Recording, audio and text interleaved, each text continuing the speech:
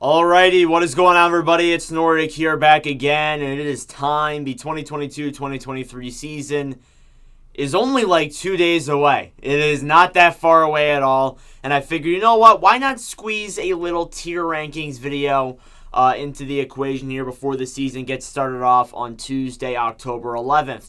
So today we're going to take a look at every single team and kind of where I think they're going to do this coming season and split them all into 5 categories: contenders, playoff lock, bubble team, below the line, and just outright terrible. Obviously, like I did for the jersey tier rankings, actually no, I didn't do it for the off-season tier rankings. I put all the teams in random order. I did that again today. So Flyers fans, you're welcome. Senators fans, I'm sorry. So I didn't do this in any particular order. I didn't do this against any NHL teams or anything like that. I just spun a wheel, and this is the randomized order that I got. So you're welcome. This is kind of cool. I kind of thought it'd be cool to make it randomized so people just don't skip. Well, they're going to skip anyways, but who cares? All right, anyways, starting off here with the Philadelphia Flyers, I'm just going to do it. I mean, like, everybody knows my opinion on the Flyers. They're just going to be outright terrible this coming season. I'm going to be optimistic, as I am as a Flyers fan, for every single season, but honestly, I don't see this team doing all too good. Really, I don't. And I mean, you look at the injuries that they've suffered. They've suffered a lot of injuries. Sean Couturier's out. Joel Farabee's out. Ryan Ellis is out. Couturier and Farabee may come back, but Ellis isn't going to. And I still even think if both of those players come back, we're not going to be that much better off. We're not, no, not really. Because, look, to be honest, really, our team, our top 6 is okay.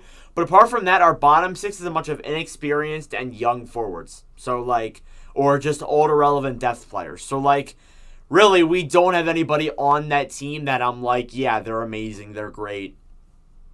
I don't have anybody on that team that's like, yeah, they're going to pop off. So, yeah, they're going to be outright terrible. Probably last in the East, maybe. But, yeah, that's the Philadelphia Flyers there for you. The Boston Bruins up next here. I'm going to put them in playoff lock. Now, I'm going to be honest. I've been balancing back and forth between playoff lock and bubble team, mainly because of those injuries. You see Brad Marchand's out. Charlie McAvoy's out. Those are obviously the 2 biggest. Really, you take the 2 of those players out, I'm not entirely too sure if that team is good. Really, because Marchand had a breakout year last season, and McAvoy glues together that blue line. So, honestly, we'll see. Marchand's return looking like it's going to be around Thanksgiving. And then McAvoy's return probably going to be in January, maybe late December. But, like, honestly, I don't see Boston being a contender without those guys. I'm going to say playoff lock, though, because I think this team has definitely had worse injuries in the past and has been worse off. So I definitely think they probably will still make the playoffs, but it may not be as easy as people may think. Now, the Minnesota Wild, I've had a pretty controversial opinion on, definitely as of late. I'm going to put them in bubble team. I'm gonna be honest. Actually, no. I'm not going to put them in bubble team. They're definitely a playoff lock, but I don't see them really impressing as much as people think they're going to. I don't see them as contenders. I really don't. Like, really, the only reason why this team is so good and gets carried is Kirill Kaprizov. And then people were telling me, oh, no, they have Zuccarello. Hartman's pretty good. Yeah, Hartman's all right. Hartman's okay. I'm not going to deny that. But both of them get carried by Kaprizov. They're both their wing partners. The only reason why Zuccarello had like 75 points last season was solely because of Kaprizov. You play on a line with a guy like Kirill Kaprizov, he's going to get you points. So, just like, without a question, they're like, really, their only team is Kaprizov. Their defense is good, and their goaltending is all right, but their forward core definitely leaves something to be desired there. Detroit. Detroit's interesting. Absolutely, because, I mean, like, when you look at the Red Wings, they got a lot of acquisitions this coming season, but, like, really, in a competitive Atlantic Division, are they going to be a playoff team this coming season? Now, I'm going to be honest. I'm going to put them in bubble team. I don't see this team like really surprising or doing anything like that this coming season. They will be good. Definitely. They will have above a 500 record, but they're not going to they probably won't make it. And I'm going to be honest. There's a chance they could. There's a chance they won't. Detroit's one of those teams where like, yeah, they could, but also they couldn't. So like they're kind of one of those teams that I'm just kind of split on as of right now. But yeah, that's the Detroit Red Wings. The Colorado Avalanche, they're going to be outright. No, I'm kidding. They'll be a contender, not playoff lock. They're going to be a contender, 100%. I mean, like, they won the Stanley Cup last season, without a doubt. They should be a cup contender this coming year. They definitely should be a good hockey team. Nonetheless, they lost some players, of course, but I think they'll still be all right. The only thing that I'm a little bit iffy on, but at the same time I'm not because of that defense, is the goaltending. Georgiev and Francouz. We'll see how that does. Francouz has experience, but Georgiev hasn't been so good in the NHL with the Rangers. So we'll see behind a good Colorado defense, can Georgiev put up some good numbers. Toronto Maple Leafs there. People are not going to like this one, but I'm going to put them in contender. People think that, like, oh yeah, they won't be a contender until they get past the first round. I agree with that, but I'm going to bet on Toronto again, trying to get past the first round this coming season. I think really it all depends on who they face. And I said this last year. If they faced Tampa, maybe a little bit iffy, and even then it really wasn't. They went to 7 games. It was a very competitive 7-game series. And then, if it's a team like, I don't know, Boston, then they probably could get past, depending, because Toronto is a better team than Boston at this stage. I'm going to be honest. Vancouver up next. I'm going to put them in bubble team as well. Really, I don't see, Vancouver surprising people and making the playoffs, but then again, I don't see them being bad as last year. This team has some potential. I like their team as a whole. They have a solid top 6. Their defense is iffy and their goaltending's all right. Really, I don't think that they'll make the playoffs, in a top 3 seed in that Pacific. But if they're going to make it, they likely make it through a wild card. I don't expect them to, finish top 3. And even then, a wild card could be pretty difficult considering the fact that the Central Division's even more competitive than the Pacific is. So, we'll see there. The New York Islanders up next. I'm going to put the Islanders in bubble team as well. Really, they're the same team. I'm going to be honest. They're the same exact team from last season. You just add in Romanov and take out a couple of those guys in the blue line. And really, are they better off with just Romanov? Yes. But, really, this is the same hockey team. I'm going to be honest. They're probably going to be a bubble team this coming season. And then if they do make it, it'll likely be through, 4th wild card or something like that. Definitely. Winnipeg. I'm going to put them in below the line. I don't see, and I really saw a lot of holes in Winnipeg's team this past offseason. Signing David Riddick's not ideal for backup goaltender, definitely not. That defense, it's okay, but really it's just not good enough to make the playoffs. And I think that, maybe this year Winnipeg decides, should we blow this team up? And maybe they decide to trade Mark Scheifele, maybe they decide to trade Blake Wheeler, maybe Nikolai Ehlers is in the equation there. If they trade all those guys, they'll have so many assets it won't even be funny. So maybe that's what Winnipeg wants to do. Maybe not, but we're not entirely too sure there. Vegas. Vegas is an interesting team. I'm going to put them in below the line. I'm going to be honest. I don't see Vegas making the playoffs. I just don't. I'm not really all too interested in this team. To be honest. They're just they have so many injuries. Robin Lehner's out, and I know they're going to face even more injuries when the season comes along. Just with Robin Lehner out alone, just really doesn't put a lot of faith for me in this team. It honestly doesn't. And with the salary cap, they're up against the cap. They can't really make that many deadline moves.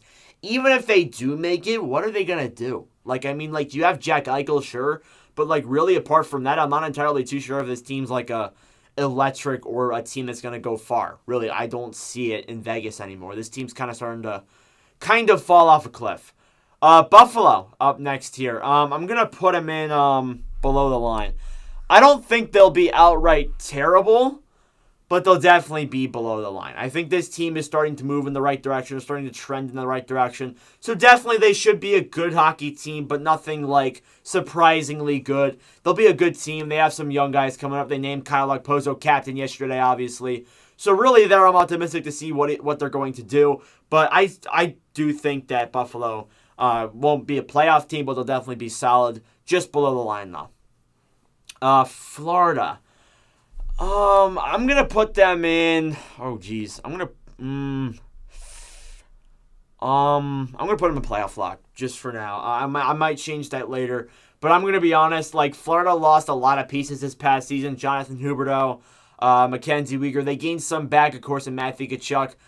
They lost Claude Giroux as well. But, really, that blue line... not that good, and I don't think that blue line is a contending blue line, so that's why I'm putting them in playoff lock as of right now. I look at it, it's not so good. Their forward core is all right. I think they're better off Definitely with the guys they have now. Matthew Tkachuk, they will be better off with, absolutely. And then Barkov is great as well. But, like, really, I don't see this team being a contender. They'll probably make the playoffs, definitely, but they won't be a contender. No way. Nashville. I'm going to put Nashville in playoff lock. I'm going to put them there. Actually, yeah, I will put them above Florida. Because, like, Nashville's one of those teams that's just, like, yeah, they got a lot of acquisitions, but they're in a competitive division. They're like Ottawa. They're like Detroit. They're like a team that's like, eh.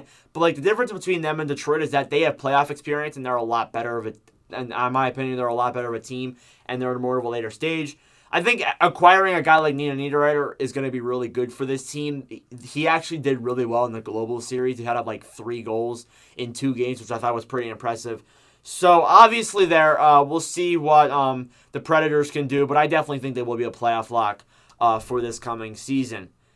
Anaheim. So, the Anaheim Ducks, I'm going to put them in, I don't think yet. I don't think they make the playoffs yet. I'm going to put them in below the line. I think this may be another year where this team isn't all too good. Maybe they finish like 5th at best. I think that's definitely a possibility, but I don't think they're going to really make the playoffs this coming season or impress people that much, really. So, yeah, that's just why I don't think Anaheim's going to be all too good. But they will have some young guys come up to the lineup like Mason McTavish and probably play pretty well, make a case for the Calder Trophy, but I don't see them making the playoffs just yet. They're getting there, though, definitely. Tampa, without question, they made the Stanley Cup Finals for the past 3 years in a row.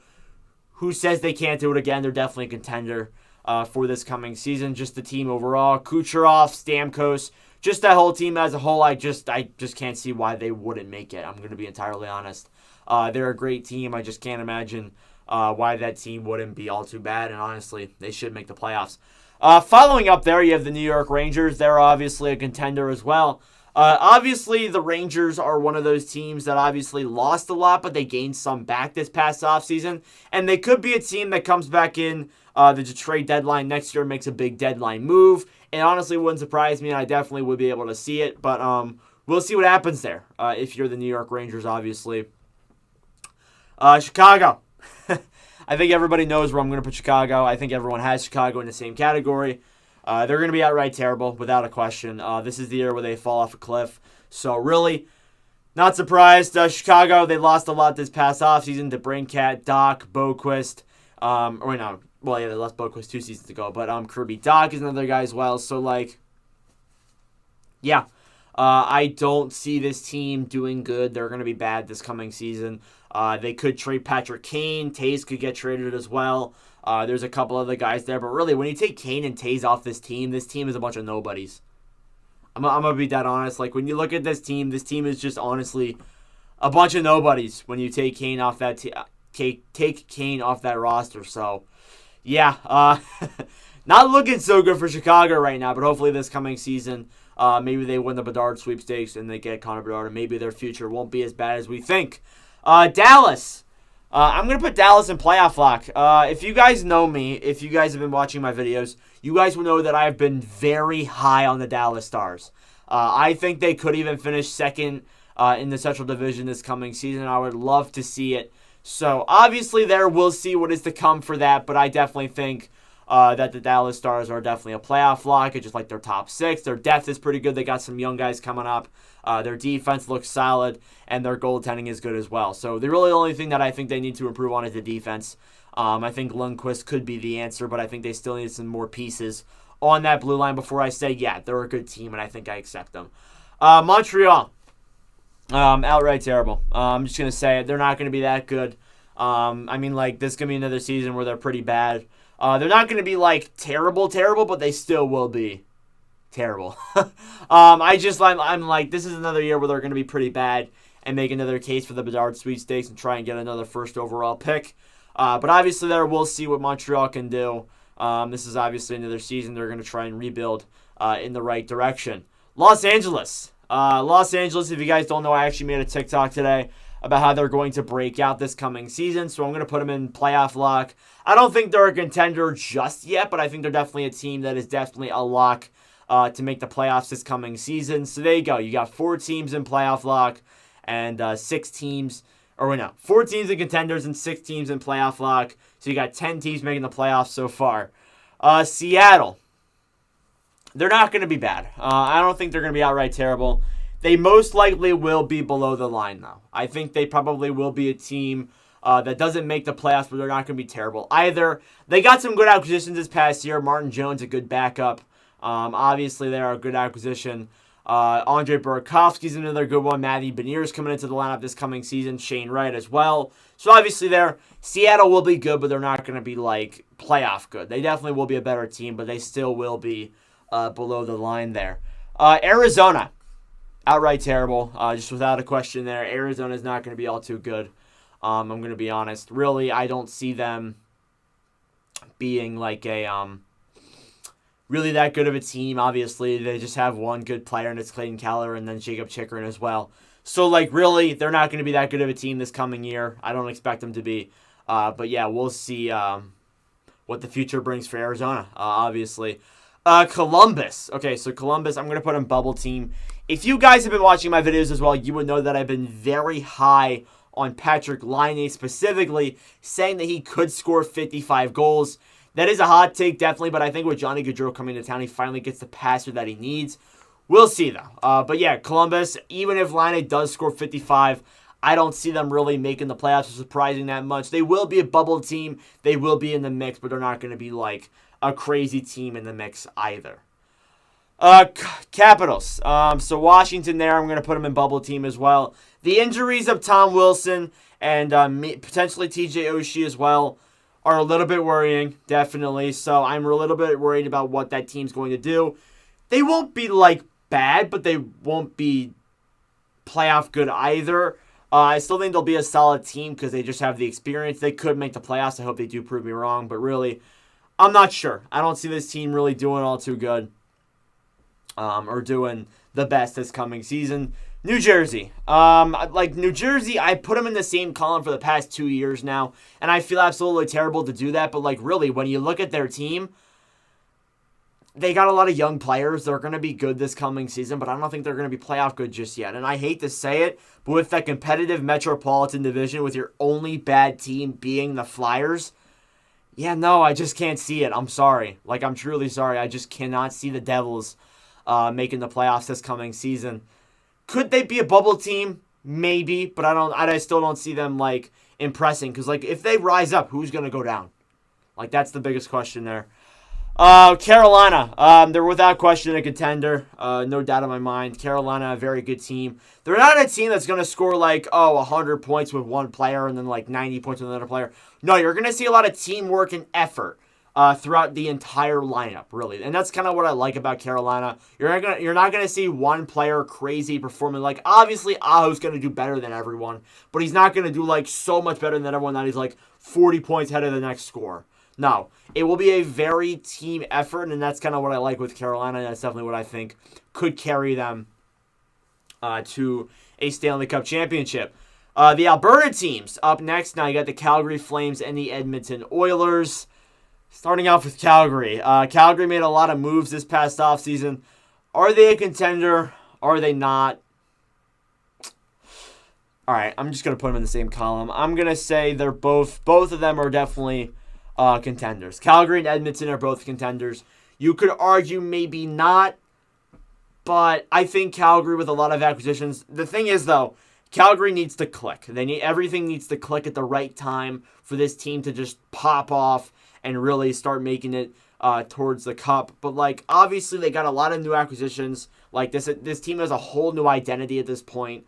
We'll see obviously what the Calgary Flames can do, but really huge change this offseason. Obviously the Oilers there as well. You got Connor McDavid, you got Leon Draisaitl, you got Evander Kane. Yeah, without question, I just think that they'll be a good team. They got a good goalie now in Jack Campbell.